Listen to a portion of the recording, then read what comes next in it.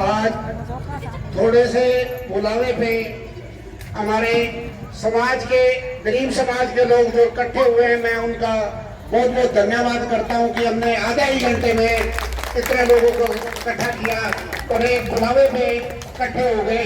ये सभी धन्यवाद इनका।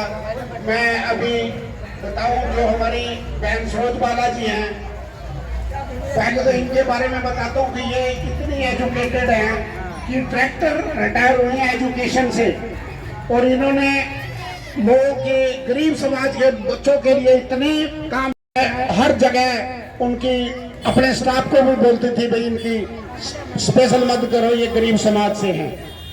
जो हमारा गरीब समाज ऐसी समाज है वो बहुत ही शुरू से गरीबी में आ रहा है और गरीबी से ही चल रहा है। सिर्फ अगर कोई उभरा है तो सिर्फ पढ़ाई से उभरा है। तो मैडम सरोज बाला जी शुरू से पढ़ाई के बारे में ही लोगों को बताती हैं, और यहाँ भी पढ़ाई के बारे में भी बहुत कुछ लोगों को बताएंगी कि अपने बच्चों को पढ़ाओ, पढ़ाने से ही डीसी भी बनते हैं, एसपी भी बनते हैं और बड़ी बड़ी पोस्टों पे तभी जाएंगे जब पढ़ाई करेंगे।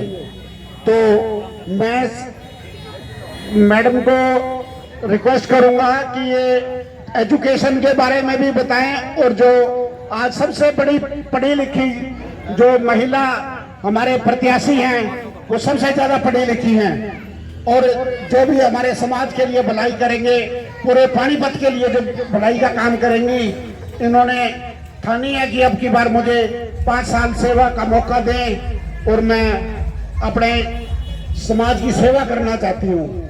बहुत ही इन्होंने भाग्य से हमें ये टिकट मिली है, और सभी से निवेदन है कि इस गरीब समाज को जो टिकट मिली है ना, इस पे सब ध्यान दे लो। ये मौके की बात है, बस कभी कभी मौका आता है। बहन मायावती ने और अभय सिंह चौटाला जी ने हमारे पर ये उपकार कराया, जो टिकट दी है। इस टिकट के लिए हमें लोग लाइनों में खड़े थे, लेकिन हमारा नंबर जो है गरीब समाज का, इस पे आप बढ़ चढ़ कर भाग लो और एक मौका दो कि गरीब समाज का एक एमएलए हो और पानीपत की खूब डट के सेवा कर सके। धन्यवाद।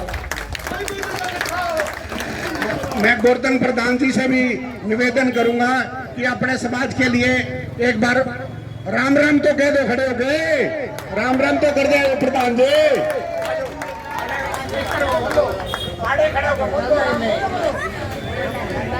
प्रधान जी के लिए तालियां बजा दो। मायावती, मान्यवर काशीराम, मान्यवर काशीराम, नेला बसपा गठबंधन, चौधरी अभय सिंह चौटाला, बहन सरोज बाला गुरु आगे बढ़ो, बहन सरोज बाला गुरु आगे बढ़ो। अब हमारी मातृशक्ति मैडम सरोज बाला गुरु जी का फूल माला पहनाकर स्वागत करेंगी। बहन सरोज बाला जी, तालियां बजनी चाहिए, तालियां नहीं रुकनी चाहिए।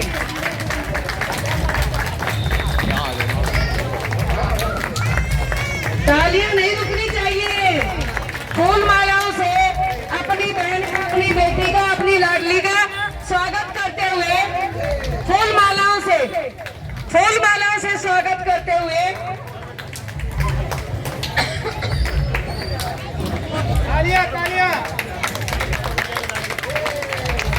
आपकी वोटों की बदौलत ही वो लोग आज बड़ी बड़ी कोठियों में बैठे हैं।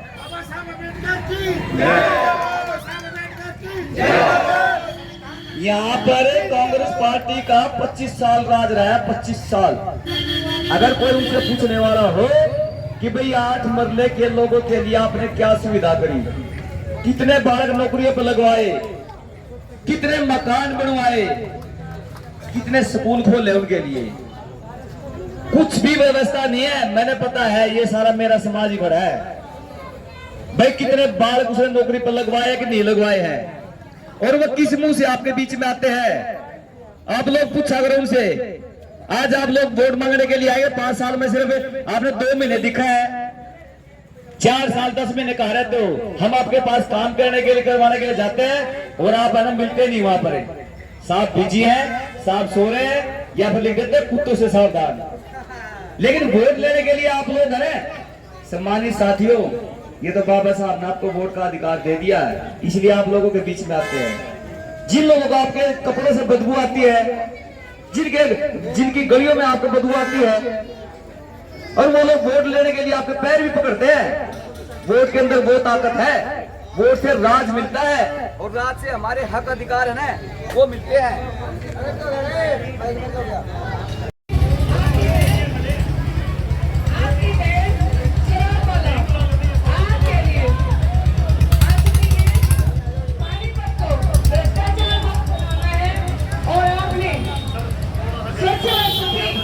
जीवन जीना है तो आने वाली 5 तारीख को 4 नंबर का बटन दबाकर बहन सौदा लोगों को विजयी बनाए। आने वाली 5 तारीख को 4 नंबर पर हाथी का बटन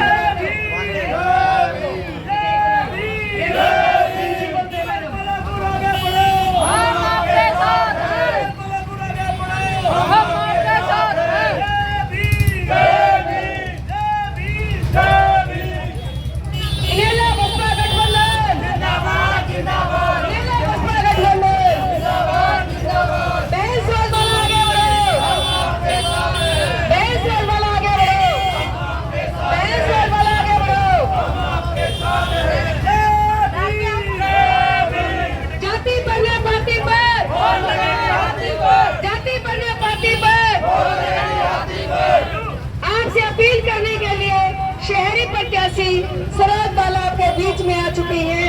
आपसे अपील करते हैं कि आने वाली 5 तारीख को 4 नंबर पर हाथी का बटन दबाकर बहन सरोज बाला को विजयी बनाएं। आने वाली 5 तारीख को 4 नंबर पर हाथी का बटन दबाकर बहन सरोज बाला को विजयी बनाएं और विधानसभा में भेजने का काम करें। ये सभी 2 मिनट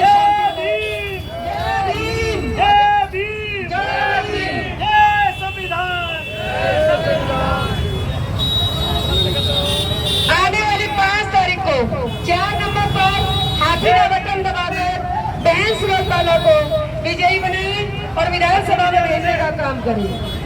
आप अपने जीवन को सुखी, स्वच्छ और समृद्ध बनाना चाहते हैं तो आने वाली 5 तारीख को 4 नंबर पर हाथी का बटन दबाकर बहन सरोज बाला को विजयी बनाएं और अपने पानीपत को स्वच्छ, सुखी और समृद्ध बनाएं।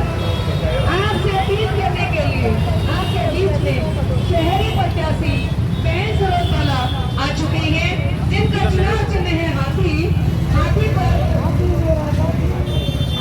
बटन लगाकर आप अपने शहरी प्रत्याशी को अधिक से अधिक वोटों से जिताकर विधानसभा में भेजने का कार्य करें। आप सबसे अपील करने के लिए आपके बीच में शहरी प्रत्याशी बहन सरोज बाला आ चुकी हैं। आपसे अनुरोध करते हैं कि आने वाली 5 तारीख को 4 नंबर पर हाथी का बटन दबाकर बहन सरोज बाला को विजयी बनाएं। नहीं 1486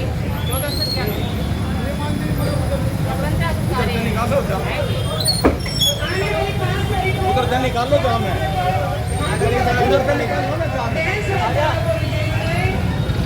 ये गड़ी वहाँ निकल जाएगी। इधर से ले लो, हाँ बना दिया।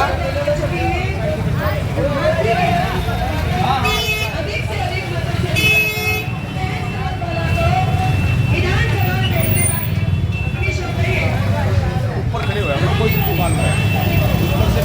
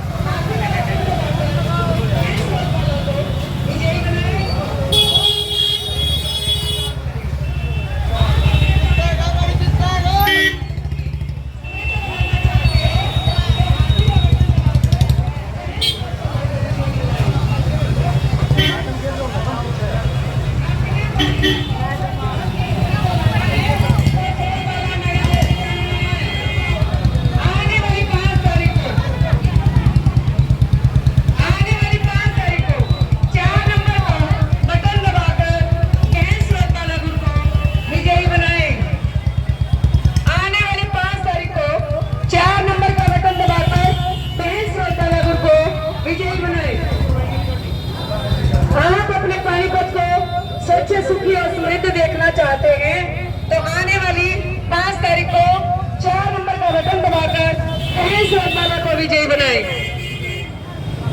आप अपने पानीपत को स्वच्छ सुखी और समृद्ध बनाना चाहते हैं तो आने वाली 5 तारीख को 4 नंबर का बटन दबाकर बहन स्वरूपमाला को विजयी बनाएं और विधानसभा में भेजने का ठीक हमारे लोगों को तो मिल रही है।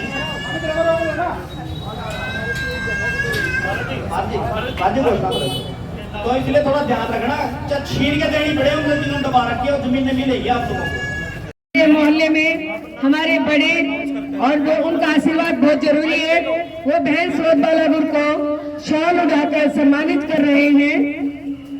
हमारे मोहल्ले की सभी सीनियर माताएं बहनें और जो हमारी बुजुर्ग चाची ताई है वो अपनी बेटी का मान सम्मान करते हुए फूल मालाओं से शॉल उठाकर उनका स्वागत किया जा रहा है। बहुत बहुत धन्यवाद इन सभी का, जो आपने इतना प्यार इतना मान सम्मान दिया, उस सब के लिए हम आपके आभारी रहेंगे। धन्यवाद।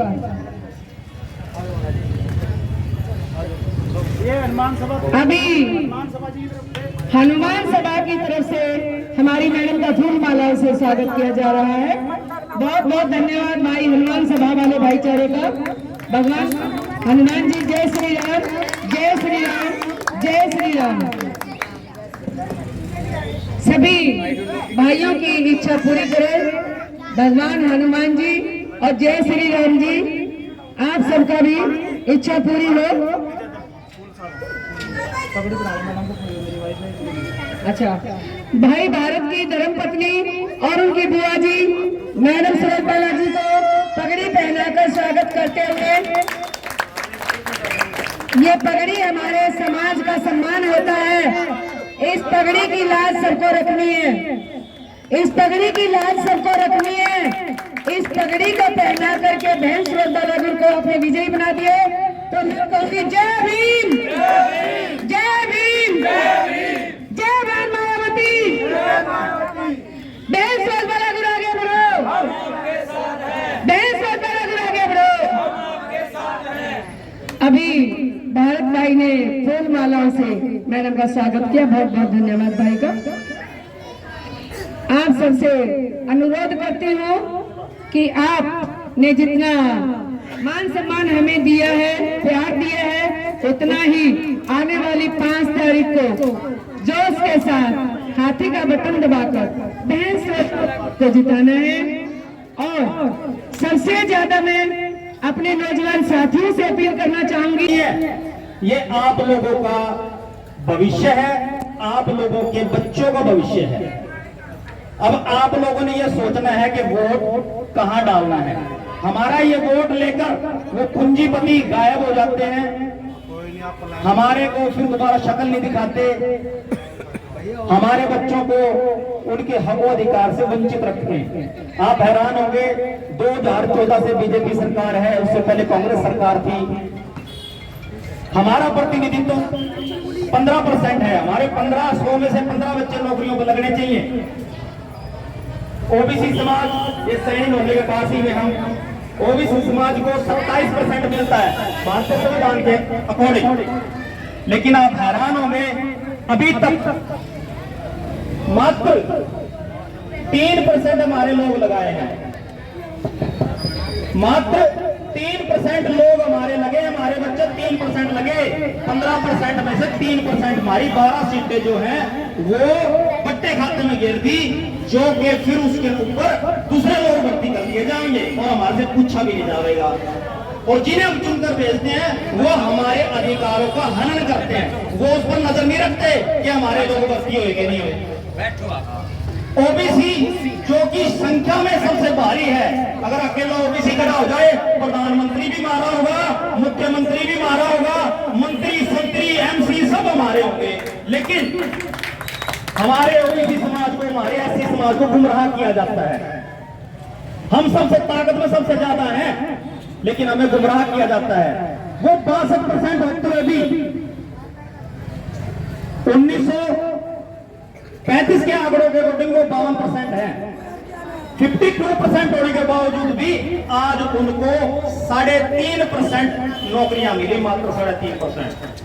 मिलनी चाहिए 27, मिली 3-4 रोटी। अगर 100 आदमी हैं तो 100 आदमियों को 100 रोटी है, 100 रोटियां हुई तभी तो पेट भर है, कम नहीं तो रोटी बनने तो है। लेकिन वो क्या करते हैं बैठ के, हमारे अगर 100 आदमी है, 100 आदमियों को वो 100 रोटी नहीं देते, वो भी उसमें 3 रोटी देवे, बाकी रोटी खुद हजम कर देवे।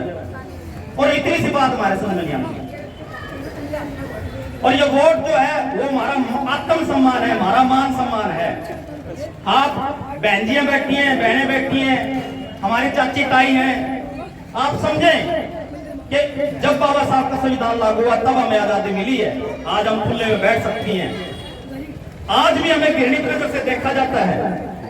यदि हमने अपने बच्चों का भविष्य सही करना है तो हमें अपना प्रतिनिधि चुनना पड़ेगा, अपना वोट खुद को देना पड़ेगा। और ये मौका है खुद को वोट देने का।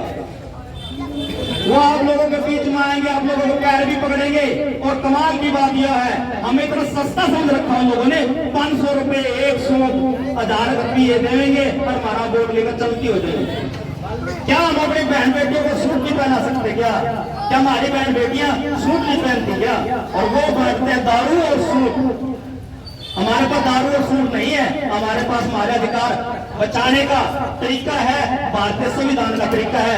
ये बहन जी जो आप लोगों के बीच में आई है, ये प्रिंसिपल रह चुकी है, टीचर है, ये शिक्षा अधिकारी रह चुकी हैं, हमारे बच्चों के शिक्षा के लिए काम करेंगी। यदि हमारे बच्चे पढ़े होंगे, हमारे बच्चे उच्च शिक्षा की तरफ जाएंगे तो जाहिर सी बात है हमारे बच्चे नौकरियों पर ज्यादा लगेंगे।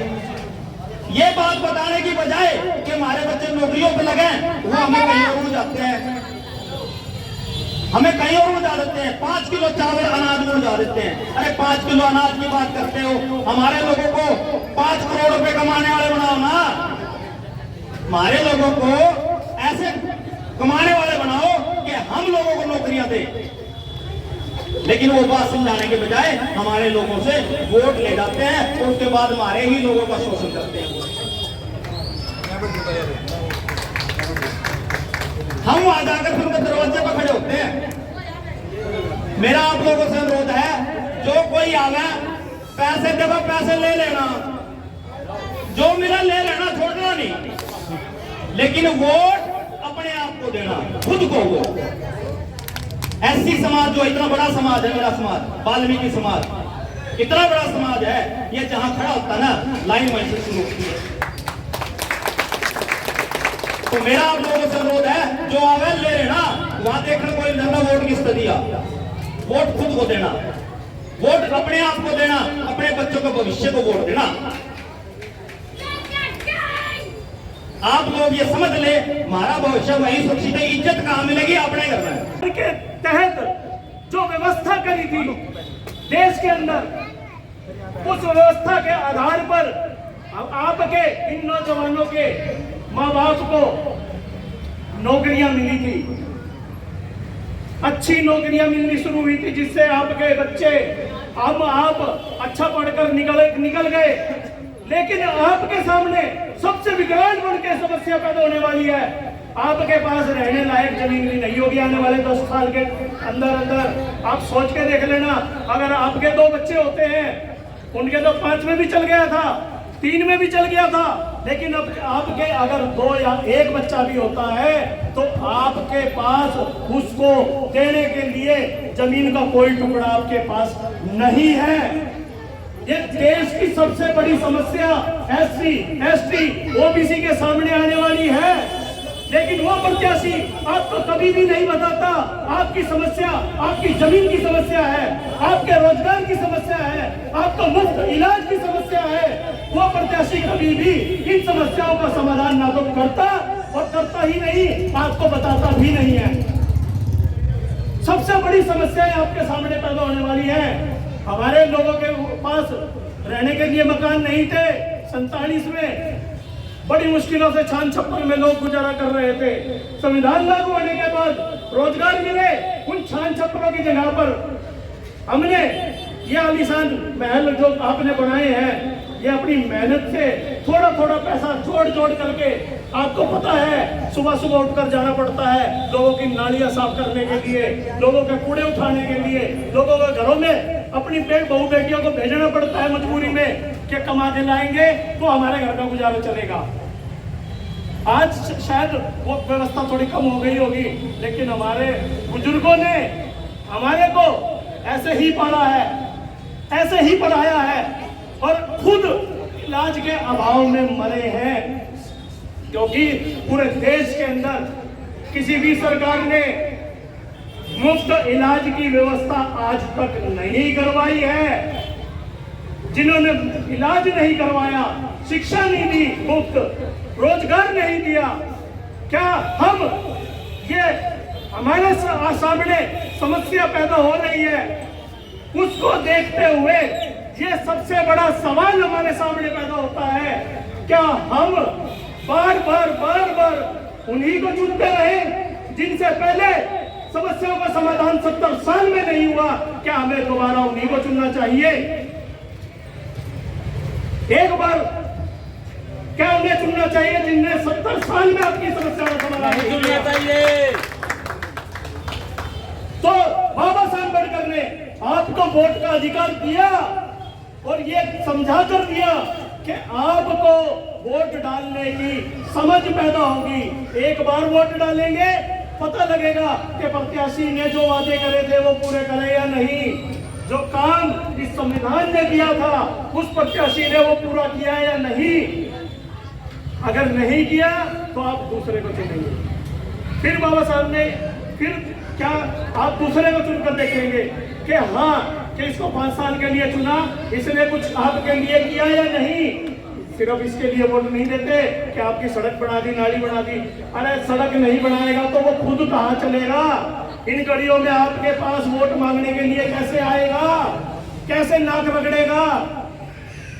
अगर वो सड़क भी नहीं बनाएगा, नालियां भी नहीं बनाएगा तो उसको खुद भी समस्या है आने की। इसलिए वो कम से कम ये व्यवस्था तो करता है कि सड़क बना ले, और हम आपको यही दिलासा देता है आपकी नालियां, सड़कें और लाइट लगा देंगे, आपका मंदिर धर्मशाला बना देंगे। ये काम इस देश के संविधान के 11वीं और 12वीं अनुसूची में अगर मेरी आवाज वहां तक पहुंचती हो उन प्रत्याशियों तक तो ये सुन ले कि जब बाबा साहब अम्बेडकर ने इस देश के संविधान के अंदर 11वीं और 12वीं अनुसूची दी है, जिसमें एक MP और MLA का 28 काम लिए गए हैं, और उस 28 कामों में से मंदिर बनाना, धर्मशाला बनाना, सड़क बनाना, नाली बनाना और लाइट लगवाना ये मात्र एक काम है। 28 काम है MP और MLA के, और उसका सबसे बड़ा काम ये है कि जो जनता उसको चुनती है उसकी सबसे पहले गरीबी को खत्म करे। ये देश के संविधान के अंदर दिया गया है कि अनुसूची 11वीं और 12वीं में सबसे पहले वोट देना किस आधार पे? अगर आपकी गरीबी आज तक दूर नहीं हुई है तो उनको बाबा साहब ने अधिकार दिया है 5 साल में जिन्होंने आपकी गरीबी दूर नहीं की, सत्ता में से लात मारकर निकालने का भी अधिकार आपको दिया है, वोट का अधिकार। आप अपने वोट का उचित के बीच में है बीएसपी के जिला अध्यक्ष भाई फूल कुमार जी, जो भी आकर अपने विचार आपको दे आने वाली विधानसभा के लिए। भाई फूल कुमार जी। सर्व समाज में बने सभी महापुरुषों को नमन। मैं तो 2 मिनट दूंगा और मैं बताना चाहता हूं कि आने वाली 5 तारीख को बसपा और इनेलो गठबंधन की साथी उम्मीदवार हम सब की बड़ी बहन सरोज बाला गुरु जी जो आपके बीच में पहुंची है, उनके हाथी का निशान है, उनके सामने का बटन दबाकर इनको विजयी बनाना है।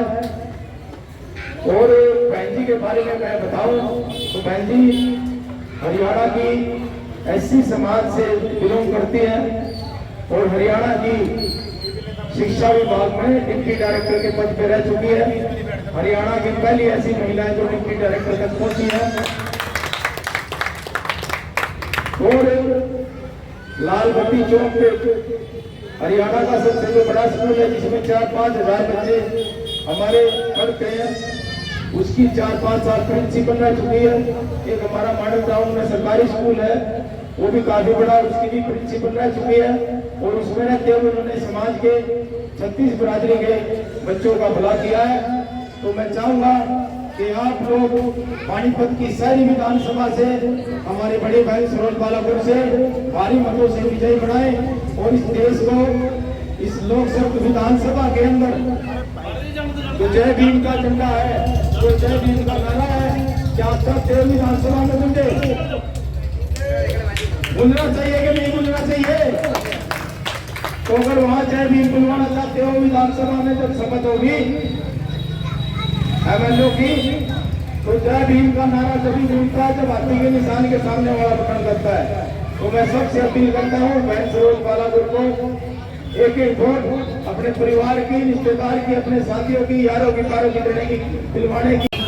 जीवन जीना है तो आने वाली 5 तारीख को 4 नंबर का बटन दबाकर बहन सरोज बालापुर को विजयी बनाए। आने वाली 5 तारीख को 4 नंबर पर हाथी का बटन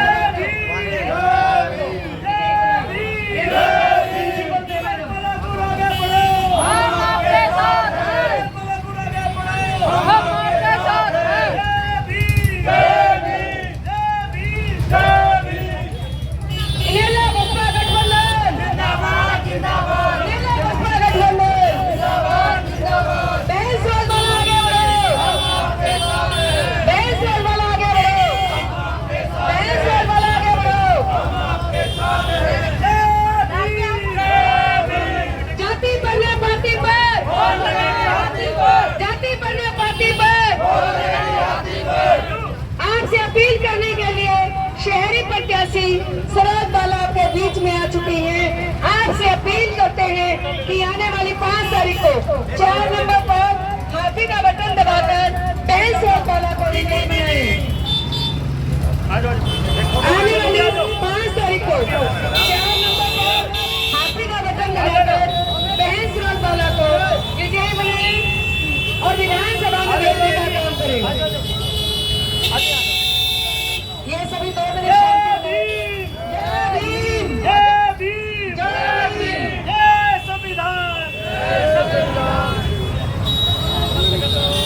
आने वाली 5 तारीख को 4 नंबर पर हाथी का बटन दबाकर बहन सरोज बालापुर को विजयी बनाएं और विधानसभा में भेजने का काम करें। आप अपने जीवन को सुखी, स्वच्छ और समृद्ध बनाना चाहते हैं तो आने वाली 5 तारीख को 4 नंबर पर हाथी का बटन दबाकर बहन सरोज बालापुर को विजयी बनाएं और अपने पानीपत को सुखी और समृद्ध बनाएं। आपसे अपील करने के लिए आपके बीच में शहरी प्रत्याशी बहन सरोज बालापुर आ चुकी हैं, जिनका चुनाव चिन्ह है हाथी। हाथी पर बटन लगाकर आप अपने शहरी प्रत्याशी को अधिक से अधिक वोटों से जिताकर विधानसभा में भेजने का कार्य करें। आप सबसे अपील करने के लिए आपके बीच में शहरी प्रत्याशी बहन सरोज बालापुर आ चुकी हैं। आपसे अनुरोध करते हैं कि आने वाली 5 तारीख को 4 नंबर पर हाथी का बटन दबाकर बहन सरोज बालापुर को विजयी बनाएं।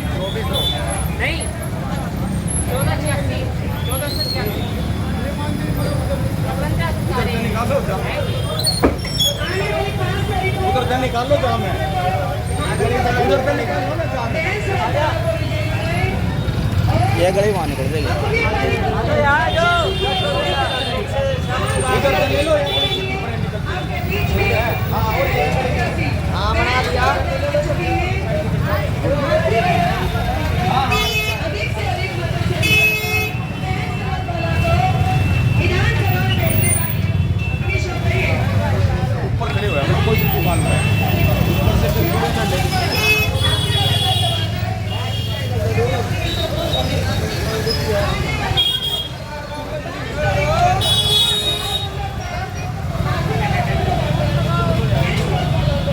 विजयी बनाएं।